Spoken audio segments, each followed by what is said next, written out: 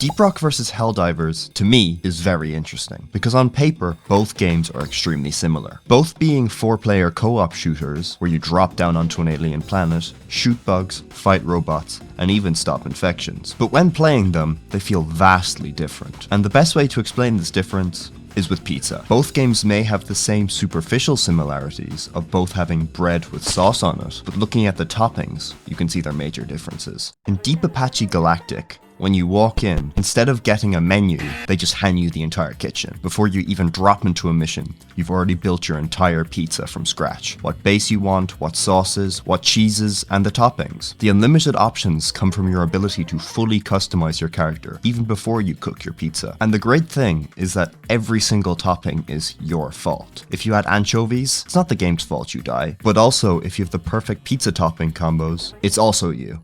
While in Helldivers 2, you have zero control over your pizza. Imagine you walk into Helldivers hut. You don't have access to the kitchen, but you are given a menu. While eating it, you think, pineapple would be pretty nice on this. So you call over the waiter and say, "Hey, Mr. Arrowhead, this pepperoni pizza is really nice, but would you mind if I have some pineapple on this?" And Arrowhead goes, "Yeah, sure, that's fine, but first you have to beat me in a game of DDR." What? Then eventually, after you beat the waiter in DDR, he starts throwing pineapples at you. In Helldivers, unlike DRG, you don't have full control over your pizza before ordering it. All you can really choose is the base and 3 toppings, and these toppings are given to you throughout the pizza eating process. As a result, the experience becomes less about careful preparation and more about reacting to evolving situations. So, because of that, the two games end up feeling completely different, even though they're built on the same base.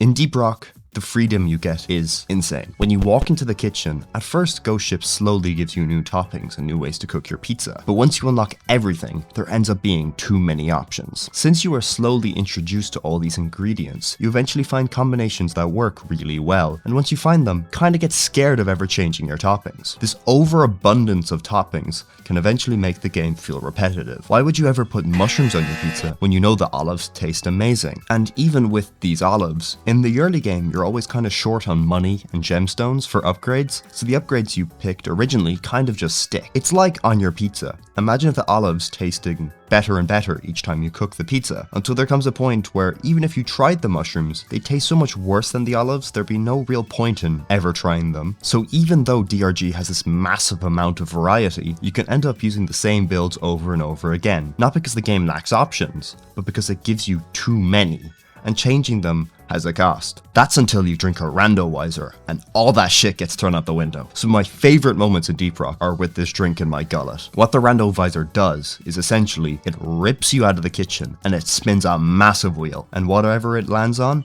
gets put on your pizza. You can end up with pizzas that you'd never touch again with a 10-meter pole, but you can also uncover new pizza flavors that you never thought about, which could become a new favorite.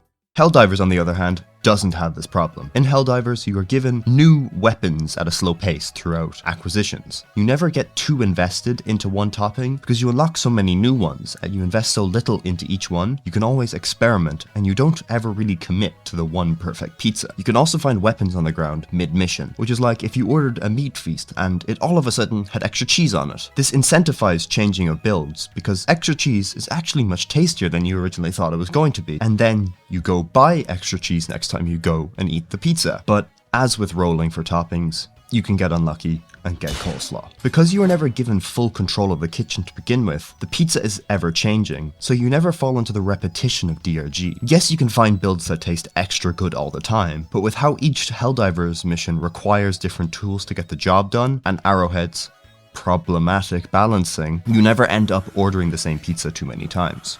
These games again differ with how they handle teamwork. In Deep Rock, each character is kind of like an ingredient in a pizza base. The scout is the olive oil, the gunner is the flour, and the driller is the yeast. Individually, they don't taste like a pizza base, but when they are combined, they do. DRG uses this pizza-based co-op system, with each character being able to help the team in their own unique way. If you need to get a quark in the ceiling, but the scout can't stay up in the air long enough to get it, the engineer has you covered, with him being able to shoot a platform out. If the entire team needs to get to the drop pod fast, the driller can drill his way there. On their own, each ingredient tastes delicious, but together they create something even better. And that one makes DRG's teamwork feel so satisfying. Everyone has a clear purpose, and when everyone is doing their job, no game compares, because each piece builds towards the pizza in a meaningful way.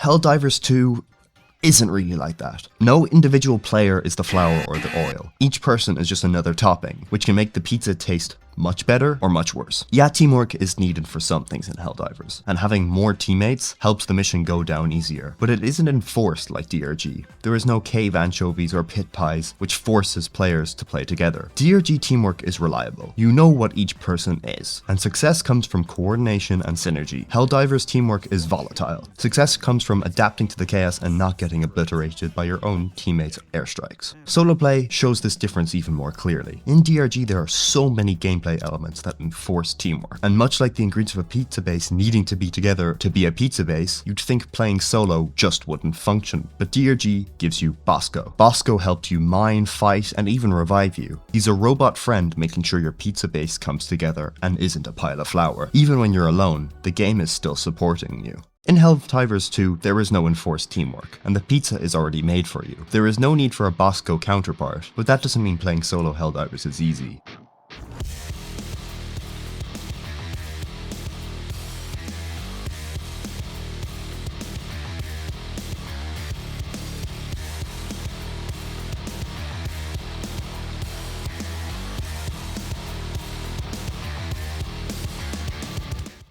Both are some of the best games in their genre, but for two completely different reasons. And I think that really sums up the difference between the two games. If you want a game where you get to fully customize everything, a game that gives you the ingredients, the tools, and the time to craft the perfect pizza, and once you learn what works, you can refine it, master it, and create something incredibly satisfying, go to Deep Apache Galactic. But if you want a game where you don't have to rely on others, a game where you have little control over your own pizza, where you don't get to make the perfect recipe, go to Helldiver Hut. So even though both games are built on the same base, 4-player co-op, bugs, robots, and a hatred of the infected, they end up being completely different flavors.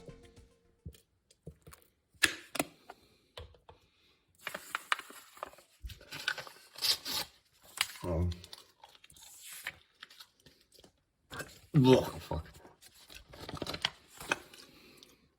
That one tastes pretty nice. Oh, fuck. Like and subscribe. Join the Discord so I can afford. Oh, that's actually pretty nice too.